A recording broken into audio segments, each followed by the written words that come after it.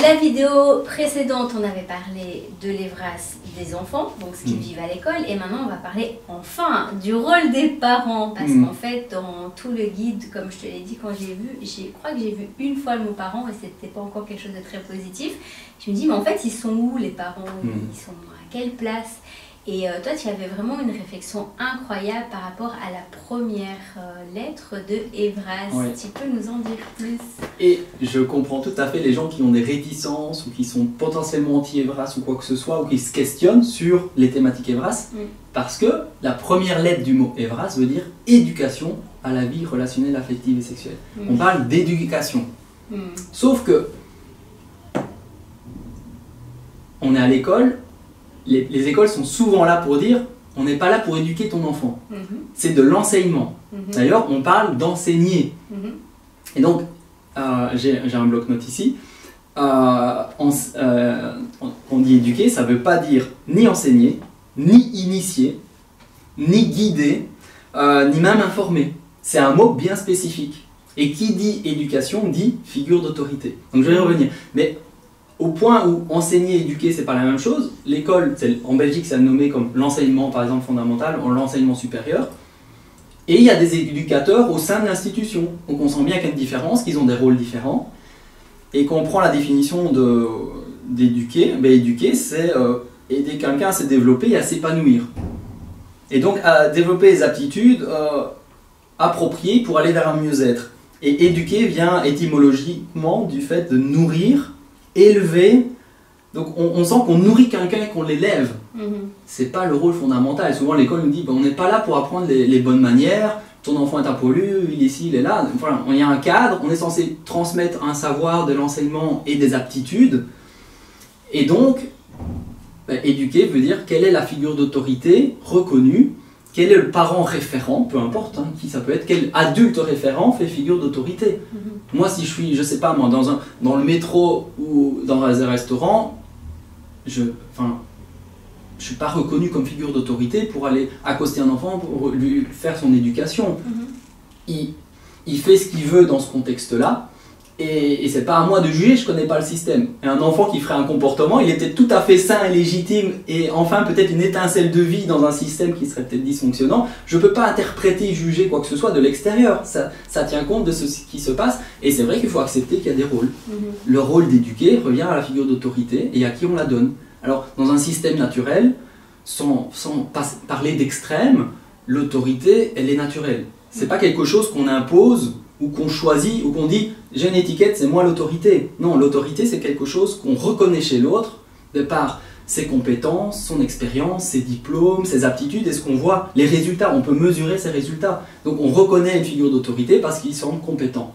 En tant qu'adulte, on peut choisir le professionnel, le psychologue, le médecin, que sais-je, qui représente cette figure d'autorité à qui on reconnaît le moyen de nous nourrir et de nous élever pour aller vers notre épanouissement, peu importe le domaine, qu'elle soit médical ou autre. Et donc ici, quand on parle d'EVRAS, éducation à la vie relationnelle et sexuelle, je comprends que les parents se disent il y a un truc qui choque, mais j'avais jamais compris qu'en fait c'est lié au mot éduquer quand même, potentiellement. Et donc quel est le rôle et comment les parents se positionnent par rapport à ça? C'est pas anodin, c'est pas un mot qu'on prend à la légère ou qu'on choisit à la légère, je pense. Tout à fait. Et d'ailleurs, tu l'as dit dans la définition, tu as dit qu'éduquer, c'est aller vers l'épanouissement. Et dans le guide, ils le disent clairement que leur objectif, c'est que les enfants soient épanouis. Donc du coup, si on relie les deux, ce serait pas un peu de prendre la place des parents, l'intention? Je me questionne. Oui. Mais en tout cas, oui, peut-être que le mot est mal choisi, mais alors on le change. Et ça peut apaiser beaucoup de choses et changer les intentions, la posture et le contexte ou les objectifs. Et si on assume le mot éduquer, on se dit mais alors pourquoi on n'a pas impliqué les parents? Pourquoi on les a court-circuités? On leur a pas demandé ah oui mais ils savent pas. Mais attends, c'est eux qui éduquent les enfants, c'est pas le rôle de l'école. Donc voilà, soit on assume le mot ou alors on le change, mais on peut pas pervertir les mots. Après on peut pas s'étonner que la société elle est quand même très complexe et confuse parce qu'en fait on pervertit beaucoup de mots. Il faut quand même être franc et honnête.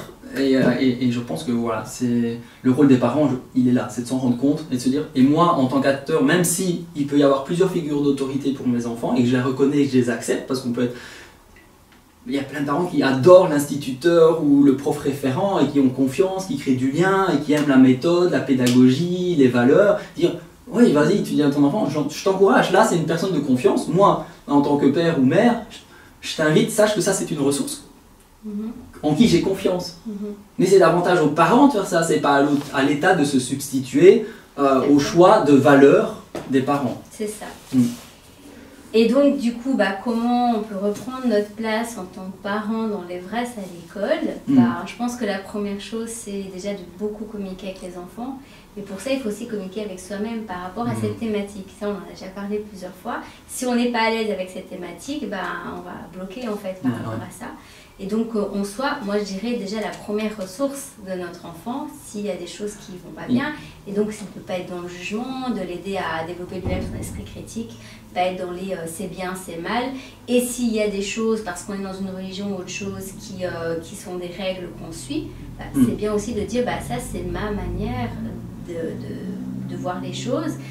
Ou de la religion, et de ne pas imposer non plus à l'enfant, parce que c'est ça aussi, il y a un conflit en fait entre l'éducation religieuse, l'éducation du coup de l'école, l'éducation des parents. Les enfants sont quand même au milieu de tout ça, alors que c'est à eux de choisir, et tout le monde les tiraille en fait de tous les côtés. Donc on est dans un jeu de pouvoir systémique au niveau de la sexualité, qui est quand même notre énergie vitale, donc ça attire beaucoup de personnes, ça.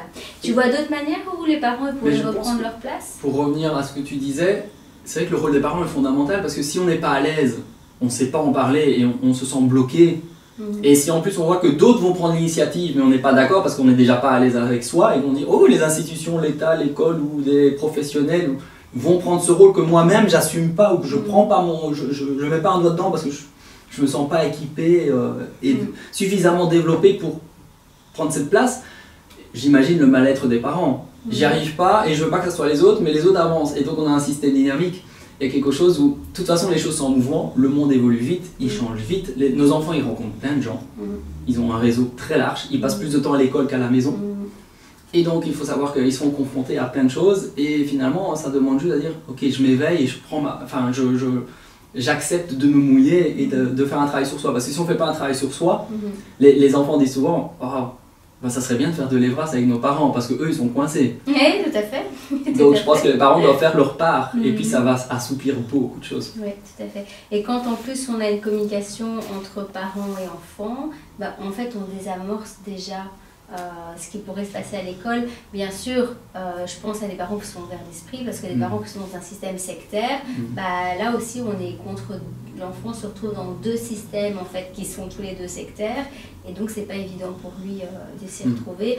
Mais on sait aussi qu'il y a toutes les vidéos TikTok, Insta, Facebook, surtout TikTok, où les enfants ils connaissent déjà énormément de choses, donc eux-mêmes aussi ils ont leur part. Voilà, donc important en tant que parent de reprendre sa place. Comment le faire? Déjà, on se réapproprie l'éducation de nos enfants, et la sexualité aussi, du coup, qui est quand même une thématique qui pose problème dans beaucoup de personnes qui sont dans des milieux dits sectaires ou religieux, avec ces croyances et qui sont là. Donc finalement, ce qu'on vit avec l'école, si on est contre, c'est qu'il y a un truc à travailler de toute manière. Donc voilà, les personnes qui sont dans la manipulation ou dans l'inconfort qu'ils peuvent nous donner, sans être spécialement dans la manipulation, ils nous font travailler des choses, c'est jamais pour rien. C'est ça.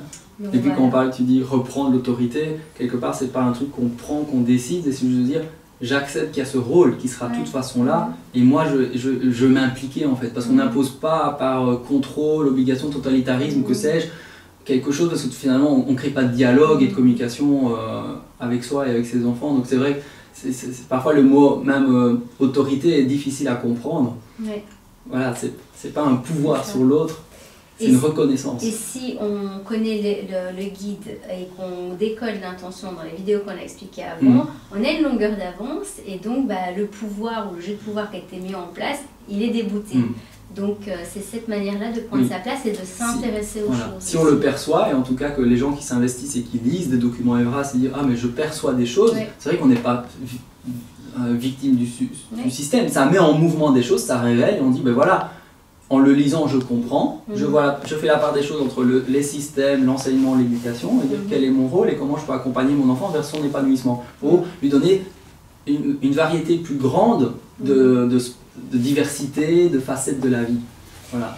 Ce qui lui permettra vraiment de s'épanouir, parce que dès qu'on est dans un système fermé ou monolithique, on on ne peut pas vivre dans un système dynamique et vivant qui soit épanouissant. Tout à fait. Bah, sur ces derniers mots du fait d'être dans l'épanouissement, c'est vers ça qu'on veut aller en tant que parent et par l'exemple, hein, c'est le meilleur de toute manière. Et donc on vous encourage vraiment à prendre d'une manière ou d'une autre votre place et bien sûr dans le respect, dans le vôtre, dans celui des enfants et dans celui du système et de l'école.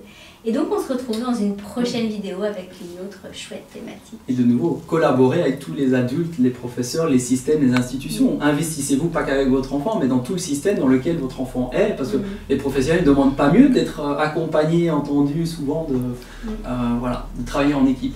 C'est ça. Merci beaucoup Olivier. Merci.